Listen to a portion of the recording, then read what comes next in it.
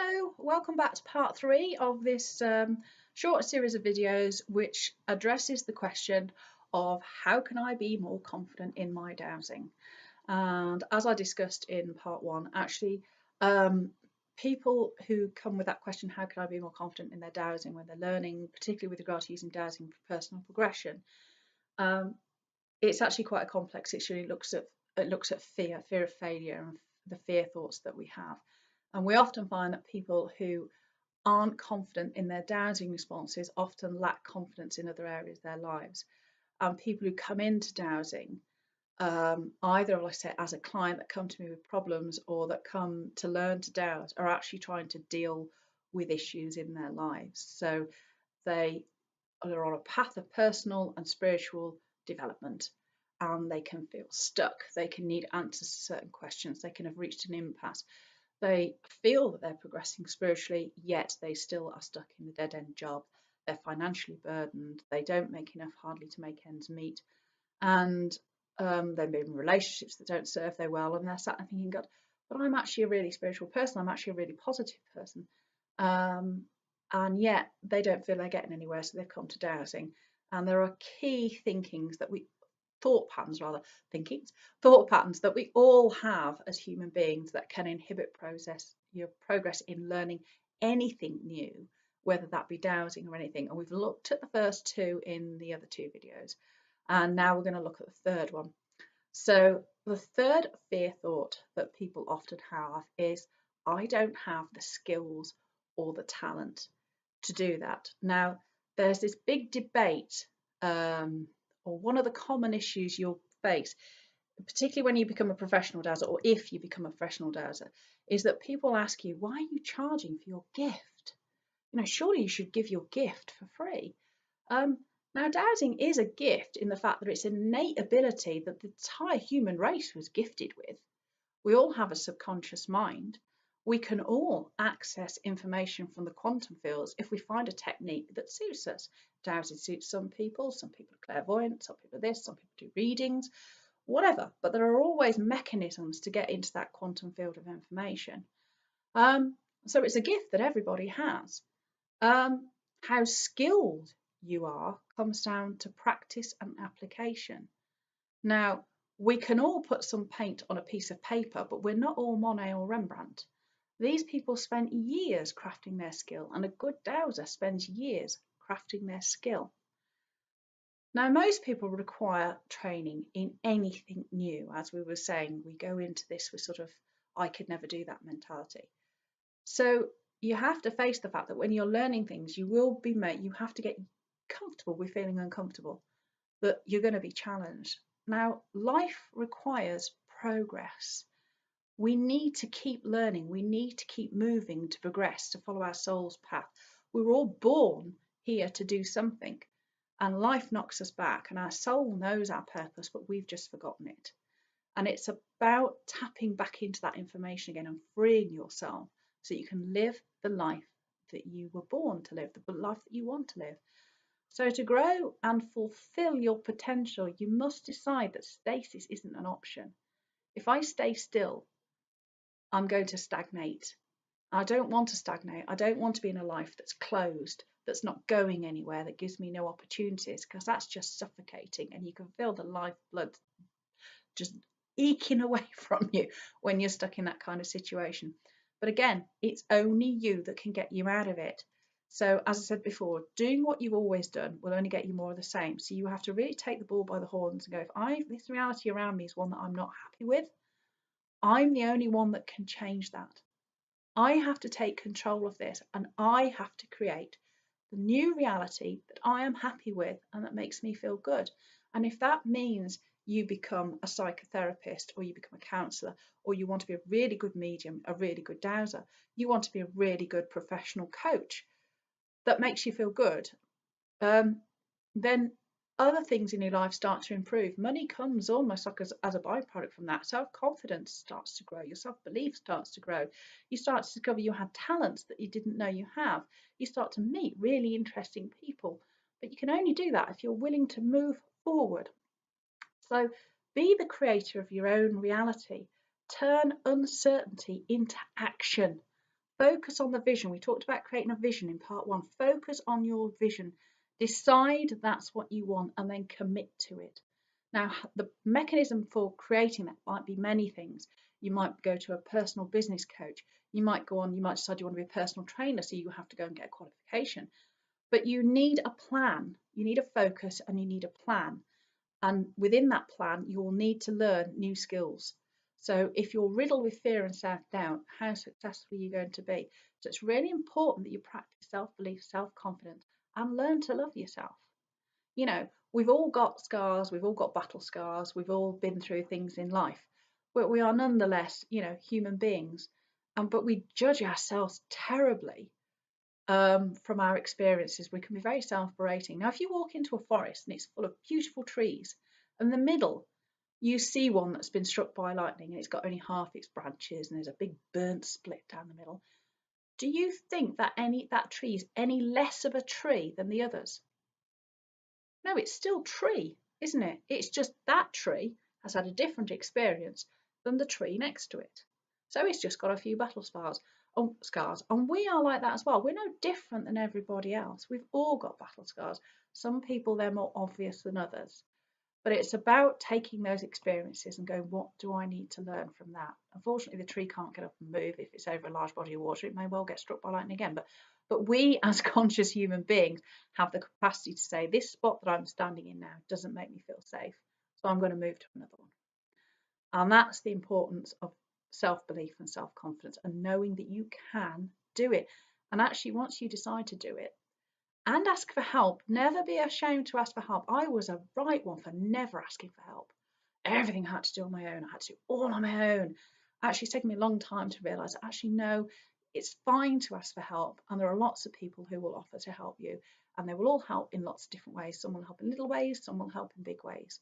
But it's important to have people around you that you know, you trust, and that you can rely on. So, as I say, dowsing, to get good at it, it's a gift in the fact that we can all do it, but it's a skill in the fact how much we practice and how much application we put into it. Now, the other question about dowsing is intuition or intellect. So there's gift and skill, intuition and intuit.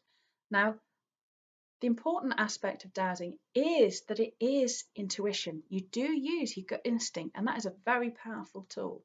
It's an incredibly powerful tool that most people ignore at their peril. If your gut tells you that something isn't right, we all meet people and we think, oh, something not right here. We inevitably find out that that person wasn't someone that we should be associating with.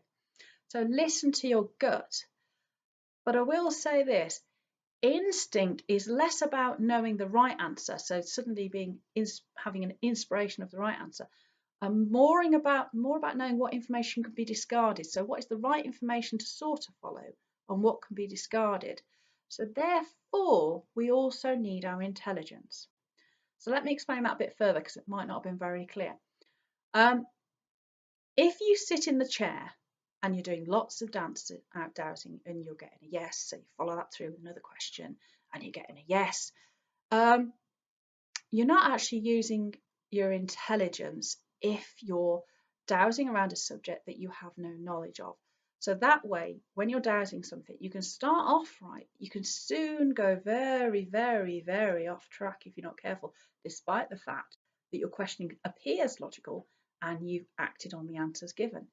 So if you take a dive, you need to, let's try again. It's advisable, but I would say you really need to dive into the subject that you're dowsing and study all the numerous possibilities.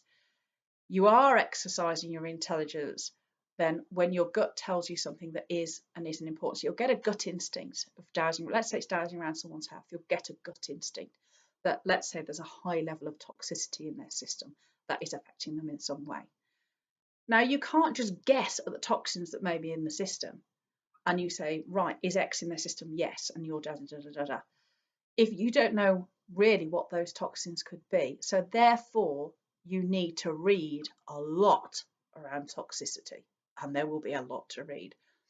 So what I'm saying is, I suppose I believe in the power of disciplined intuition.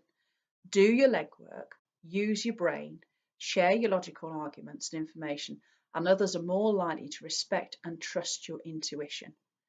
So that dowsing will lead you to the areas that you need to go in, but then you really need to use your intellect and to decipher the information that is available.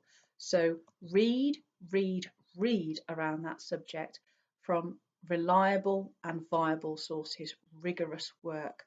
I read all sorts of publications, depending on how I'm trying to help my clients. So I treat quite a lot of horses. So I read an awful lot of veterinary and animal health magazines from all sorts of sources, whether they be alternative health or the British School of Veterinary Surgeons sort of papers, all sorts of things. I read about geology, I read about landscape, I read about how landscape affects identity, I read about archaeology. All those kind of things come into it if I'm looking at houses with geopathic stress. I have to look at plans of buildings, all sorts of things. I have to really know the subject area.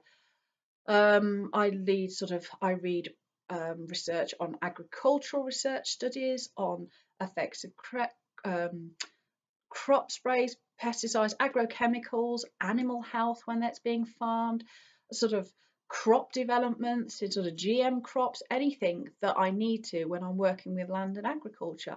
I need to understand what my client is faced with in their daily life and what factors are affecting the issue or could be affecting the issue that I'm looking at. So I don't necessarily always retain the information completely, but while I'm with that client, that time period that I've allocated, I'm completely absorbed in that subject. So if I could just tap into all that retained knowledge sometime, I'd be brilliant on quiz teams. I just don't always have the access to it, unfortunately. So, but what I'm saying is, yeah, read, read, read. So as I say, I'll read everything from publications on mental, physical, and emotional well-being, from for the health of clients from all sorts of sources. Like I said, they can be anything to do with past lives, ancestral healing. It can be articles on toxicity, the effects of EMF. It can be articles on blood groups.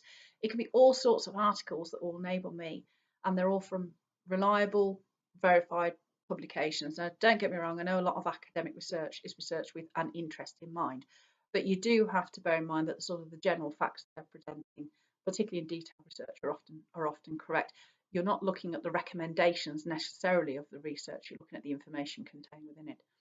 So the I don't have the skill or talent inhibiting thought is one that can affect our dowsing skill when we have insufficient subject knowledge to actually allow our gut to work properly. So that your gut instinct will say, there's something in this thread here. And then you read about it, and then you can ask proper informed questions. And your questions have to be precise. Again, question forming would be a whole other set of videos so that you get your question forming right. But I hope in general you found the 3 videos informative. As I say, there are 3 up, of varying lengths, not too long, hopefully enough to listen to in an evening. But we've addressed the issue of how can I get more confidence in my dowsing? And I've kind of come at it from a personal progression way, self-development way, because that's often, even though people come with an issue or with a problem, that's actually what they're trying to do fundamentally, is to change their health, the nature of their reality. They're trying to progress, and fear is one of the things that stop us progression. So as I say, I've looked at how can I be more confident in my dowsing from that standpoint, which won't appeal to everybody, but hopefully it will resonate with some people.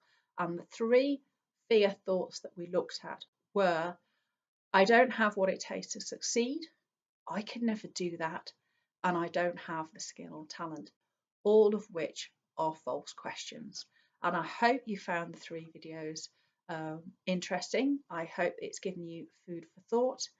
And as I say, my name's Fay Semple, and I'm a practicing professional dowser. So I hope you found that useful. And if anybody wants to contact me, I am Fay Semple in Kenilworth in the UK, available on Facebook. So if you want to ask me any questions, message me. I have a practice, and I also teach people to dowse. And hopefully very soon my online courses will be available. I'm working on them now. I'm not trying to sell them. I'm just saying, if my ethos and what I'm giving resonates with you. So there may be something of interest early next year for you. And if not, enjoy your dowsing journey, and I wish you all the best. Thanks then. Take care. Bye.